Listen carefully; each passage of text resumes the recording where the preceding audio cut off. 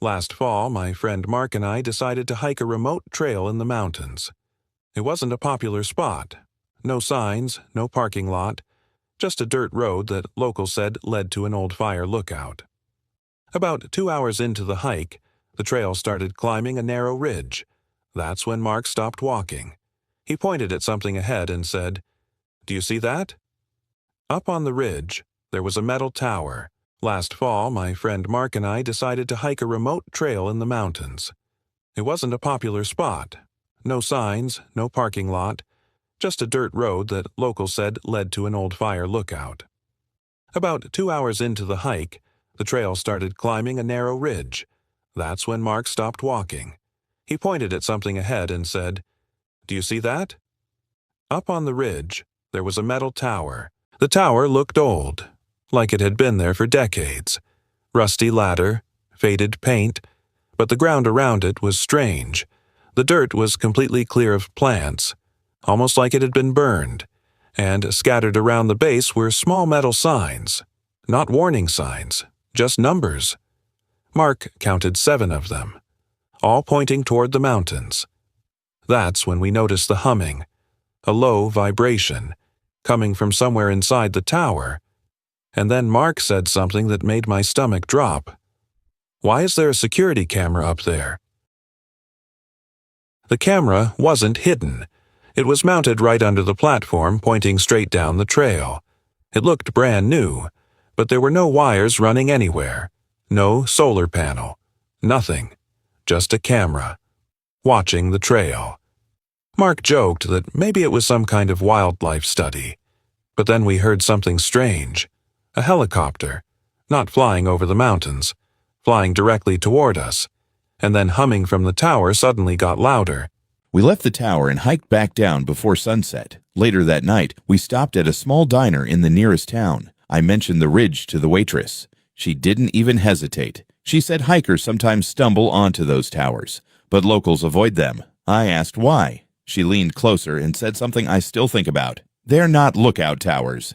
They're part of the array. I asked her what the array was. She said nobody really knows, but every few years, new towers show up deeper in the mountains, always unmarked, always humming, and always facing the same direction, toward the sky. Some people think they're communication towers, others think they're tracking satellites, but the old hunters in that town believe something else. They think the towers are listening, waiting for something out there to answer back. I couldn't stop thinking about what the waitress said. So the next morning, I went to a local outfitter shop and bought a physical map of the area. Not GPS, not my phone, an actual printed map. When I got back to the cabin, I marked where we had hiked the day before, but something didn't make sense. The ridge we climbed wasn't there. Not mislabeled, not outdated. It just didn't exist, like that entire section of the mountain had been removed. End hook. And that's when I noticed something printed in the corner of the map. In the bottom corner of the map, there was a small stamp.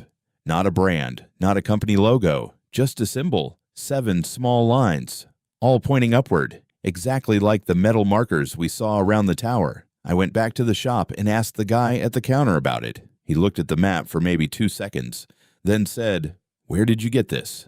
I told him I bought it there. He shook his head and said, "We don't sell maps like that." I told Mark we had to go back. He didn't want to. Said we already saw enough. But I convinced him. We hiked the same trail, same turns, same landmarks. But when we got to where the ridge should have been, there was nothing. No path, no incline, just dense forest. Like the mountain had closed itself off overnight. Mark looked at me and said, "Dude, we didn't imagine that, right?" That's when we heard it again. The humming. The sound wasn't coming from in front of us this time. It was above us. We looked up, and that's when we saw it. Another tower, farther up the mountain, then another, and another, all in a straight line, stretching across the ridge we couldn't reach anymore. Mark pulled out his phone to record it, but the second he hit record, the screen went black, and the humming got louder, like it knew we were watching. That night, I couldn't sleep. Around 2 a.m., my phone lit up. No call, no notification, just a black screen, with a single line of text, alignment complete. Then the screen flickered, and for a split second, I saw something. Not towers, Not the mountain, something above it, something massive, perfectly still, facing down toward the ridge, and then the screen went dark again.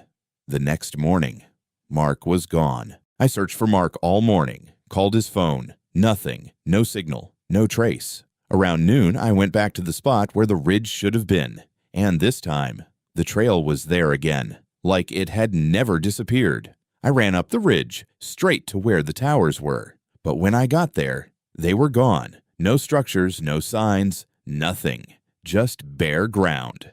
And one thing left behind. A single metal marker, pointing straight up. That night, my phone lit up again. Same black screen, same text, but this time it said, "Subject removed. Continue observation."